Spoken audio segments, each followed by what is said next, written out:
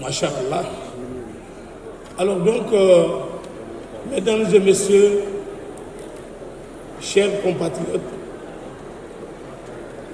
j'ai l'insigne honneur de prendre la parole ce jour,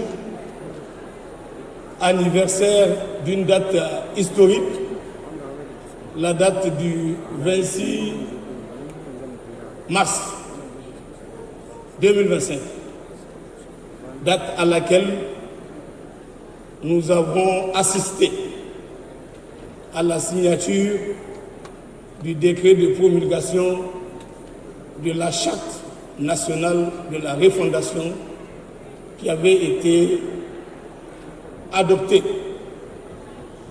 proposée et validée par qui de droit pour que finalement on se retrouve dans un nouveau contexte juridique, politique et institutionnel. Ce contexte, c'est le contexte de la refondation. Alors, on m'a chargé ce matin de vous entretenir des valeurs et des principes de cette refondation voulue et assumée. C'est un choix que nous avons fait, ici même, au nom du peuple nigérien, pour dire que on ne va plus considérer que nous vivons une transition. Nous avons opté un choix de raison, un choix de responsabilité. Nous avons opté pour une démarche endogène et considérer qu'on va s'engager dans un processus, le processus de la refondation. Ce processus de la refondation devait nous aider et nous conduire à asseoir les fondements de base d'un nouveau Niger, d'une nouvelle République qui prend en compte nos valeurs de civilisation, nos réalités à nous, que nous n'ayons pas le sentiment d'être réfléchis, d'être projetés, d'être pensés par d'autres, mais que ce soit le produit de notre génie créateur. Et Dieu lui-même a été à nos côtés. Dans la mesure où, depuis les événements du 26 juillet 2023, chacun de nous, chacun sait que quelque chose a changé dans ce pays-là. Chacun le sent. Peut-être qu'il ne peut pas l'expliquer, mais il sent que c'est une réponse qu'on peut considérer divine pour recadrer et réorienter ce beau pays et ce beau peuple qui est le peuple nigérien et ce beau pays qui est le Niger, qui ne doit pas être ou continuer d'être géré comme il a toujours été depuis pratiquement, on peut dire 130 ans, hein? Parce que l'avènement de la colonisation, ça nous a pris pratiquement de la colonisation à la date du 26 juillet 2023, ça faisait à peu près quelque chose de 127 ans à l'époque. Et aujourd'hui, on est dans la 3e année, ça fait donc 130 ans. Et depuis 130 ans, c'est la première fois qu'on est en train de vivre une année de responsabilité, qui est le produit de notre choix, qui est le produit de notre volonté, qui est l'expression de la volonté du peuple. Regardez, s'il vous plaît, cette salle. Tous ceux qui sont là parce qu'ils sont fiers d'être Nigériens. Ils sont là parce qu'ils sont d'accord que le choix qu'on a fait d'aller à la refondation, c'est un choix voulu et un choix assumé. Et ce choix voulu et assumé, on l'a traduit dans la charte de la refondation. Et cette charte-là, dans son chapitre 1er, elle nous a parlé de ce que doivent être considérés comme étant les valeurs et les principes de la refondation qui sont nos valeurs à nous. Et ces valeurs-là, c'est sur ça. L'article 1er d'ailleurs nous dit toutes les personnalités, tous les citoyens, j'allais dire de façon générale, tous les acteurs, chacun en ce qui le concerne, doit être pénétré de ces valeurs. Et chacun, dans son comportement quotidien, il doit être en situation de devoir s'obliger de respecter les fondements de ces valeurs et de respecter les principes de la République. Et cela à tous les niveaux. Personne n'est absous.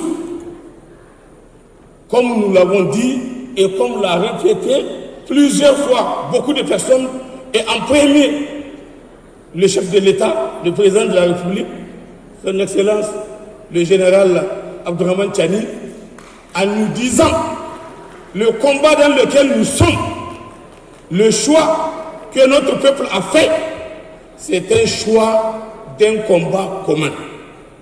Nous ne travaillons pas pour quelqu'un.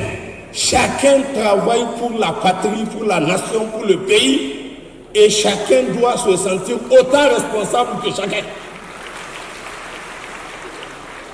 Et personne n'a d'excuse, qu'on soit force de défense et de sécurité, qu'on soit civil, qu'on soit autorité, qu'on soit citoyen, qu'on soit n'importe quel acteur de la vie nationale.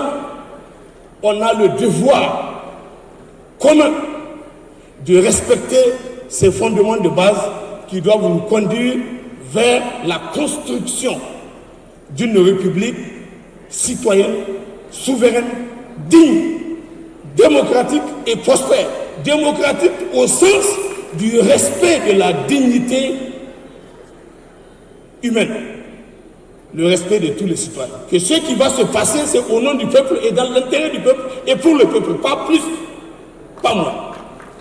Nous devons tous avoir en conscience que c'est ça qui est attendu de nous. Et dans le cadre de cette charte-là, les fondements doivent être retenus par chacun de nous. Je termine, oui madame, je termine en disant que ces valeurs-là, je vais les citer pour que chacun les retienne. Chacun les retienne et que chacun les respecte. Et chacun comprenne pourquoi il faut que chacun fasse de cette charte le livre de chevet. C'est notre volonté. On a dit que cette charte a valeur constitutionnelle. Ça veut dire que quelqu'un n'a pas à nous opposer une histoire de... Il n'y a pas de constitution au Niger et il n'y a pas de... D'accord. Il n'y a pas de volonté d'individu quelconque qui puisse tenir. C'est notre pays. C'est nous, seuls fils de ce pays, qui pouvons nous investir pour donner à notre pays une nouvelle image de ce qu'il doit être. Et pour ça, on a organisé des institutions de la République. Il y a toutes les institutions qui sont prévues, notamment la présidence de la République, le CNSP, le gouvernement, le Conseil consultatif de la refondation, la Cour d'État, la Cour des comptes, l'Observatoire national de la communication et une des institutions qui attendent d'être installées, l'Observatoire national des droits humains. Les droits humains selon notre entendement à nous, pas selon leur entendement à eux. C'est important que cela soit compris. Alors, donc, pour terminer,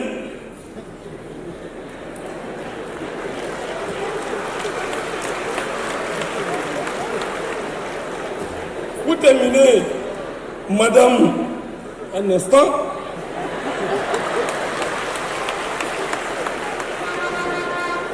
Alors, ces valeurs-là, nous allons retenir ce qu'on a dit, le patriotisme, le patriotisme, la discipline. La discipline implique l'obligation à chacun de respecter l'ordre établi, de respecter les lois et règlements de la République, d'être civique, et cela à tous les niveaux. Respecter l'ordre, respecter ce que les textes ont prévu. La loi, il faut la respecter, il faut respecter les textes, il faut les connaître et travailler. Si vous refusez de respecter les textes, vous n'êtes pas parmi les acteurs de la refondation. Vous êtes les ennemis de la refondation. Dans le cadre de la refondation, on doit connaître les textes et les respecter. Le sens de la responsabilité, l'intégrité et l'honneur, le sens de la responsabilité commande que l'on sache ce qu'on doit faire et comment le faire, et éviter de divaguer, éviter d'aller dans tous les sens, parce qu'il faut qu'on mette de l'ordre. La refondation, elle est assise sur les fondements de base de l'ordre. C'est très important ça. Le sens et le respect du bien public. Le sens et le respect du bien public. Les biens publics sont sacrés et inviolables. Toute personne doit les respecter scrupuleusement et les protéger. Quand on vous confie les biens publics, vous n'avez pas le droit de les gérer comme vous voulez.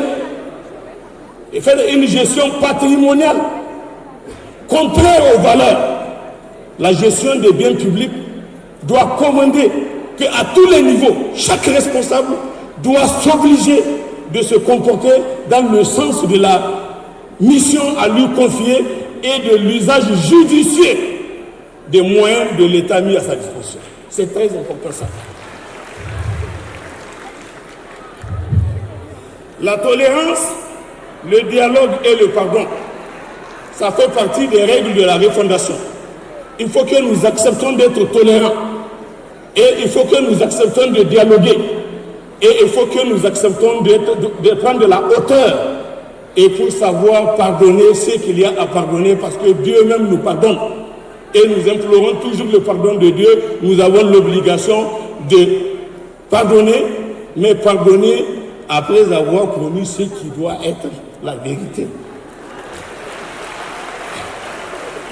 La probité, la dignité et la loyauté. La probité, la dignité et la loyauté. Tout celui qui a un mandat national, il a l'obligation de probité, il a l'obligation de dignité et de loyauté. Si on vous confie une responsabilité, une mission, si vous n'êtes pas en mesure de l'assumer, vous vous faites décharger. Vous vous faites décharger, ce n'est pas la peine de perdre le temps. On n'a pas le temps à perdre, on a le temps à gagner. Et nous avons beaucoup de gens qui nous font perdre du temps. Et cela est contraire aux valeurs de la refondation. J'insiste parce que c'est important. Notre pays est trop en retard, mais nous pouvons rattraper le retard là si nous prenons conscience de tous les enjeux. Enfin, le travail, l'endurance et le courage. Le travail, l'endurance et le courage, c'est des valeurs de la refondation. Il faut qu'on travaille, un travail de qualité. Mais pour le faire, il faut des hommes de qualité. Parce que l'homme est le capital le plus précieux. Le combat que nous avons à faire aujourd'hui, c'est un combat de dignité, comme on l'a dit. Nous voulons affirmer notre souveraineté et notre indépendance. Alors nous avons l'obligation de travailler de manière propre. Et l'Iran est en train de nous donner l'exemple. L'Iran est en train de nous donner l'exemple. Ils ont travaillé et aujourd'hui ils sont en train d'émerveiller le monde parce qu'ils sont en train d'amener certaines personnes à regretter d'avoir osé les attaquer. Nous devons faire la même chose. Hier, le président de la République a dit ça dans son discours. Il nous a invités à une mobilisation consciente et responsable.